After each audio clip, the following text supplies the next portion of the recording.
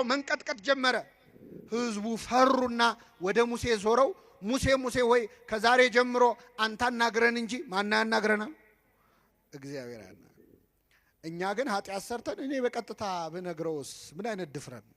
ለምን መሰላችሁ እንደዚህ የምንዳፈረው? እግዚአብሔር ስለማይታይ የማያይ ይመስለናል። እስመ አይነ ሰብ ያፈርሆሙ ይላል። የሰው አይን ይፈራሉ፣ የእግዚአብሔር አይን ግን ከሺህ ፀሐዮች በላይ እንደሚያበራ ያውቁ። እኛ ኃጢአት ስንሰራ እንዳያየን የምንፈራው ሰውን ነው። ግን ማን ያያል? ጨለማ ውስጥ ብትደበቅ ጨለማ በሱ ዘንድ አይጨልምም። ከሰማይ ከምድር ከብርሃን ከጨለማ መደበቅ አይቻልም። እግዚአብሔር በሁሉ ውስጥ አለ። እና ኃጢአት ስንሰራ ያላሰብነውን እግዚአብሔር ንስሐ ሲሆን ነው ወይ የምንጠይቀው? ለሱ በቀጥታ ልንገረው። ባጭሩ ግን ምእመናን በኦርቶዶክሳዊት ቤተክርስቲያናችን ትምህርት መጽሐፍ ቅዱስን መሰረት አድርጋ ንስሐ የምንገባው የምንናዘዘው 3 ጊዜ ነው። ስንት ጊዜ? 3 ጊዜ ነው። አንደኛ ለራሳችን። አንደኛ ለማ ለራሳችን። በዚህ በሉቃስ ወንጌል ምዕራፍ 15 ላይ ከአባቱ ቤት የጠፋው ያ ልጅ ታሪክ ተጽፏል። ይህ ልጅ አባቱን ንብረት ካወደመ በኋላ ባዶ እጁን ቀርቶ በአሳማ በረት ውስጥ ቁጭ ብሎ ሳለ ይላል ተጸጸተ፣ ወደ ልቡ ተመለሰ፣ ንስሐ ተሰማው።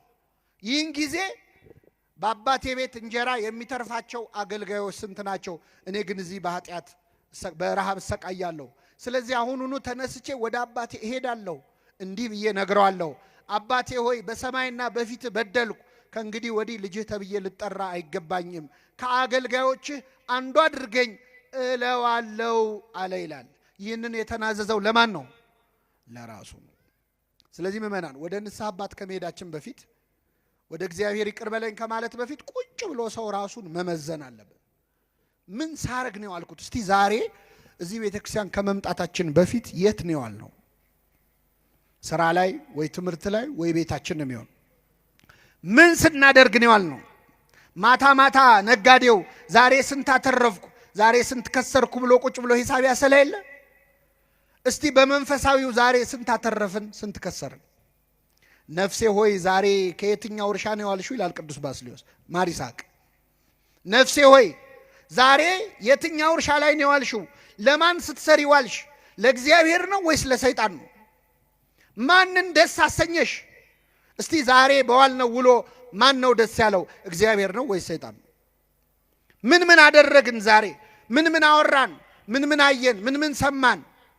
የዛሬ ውሎህን ቁጭ ብለህ መመዘን አለብን። ስለዚህ የመጀመሪያው ኑዛዜ ለራስ ነው። ሁለተኛው ለካህናት ነው። ለካህናት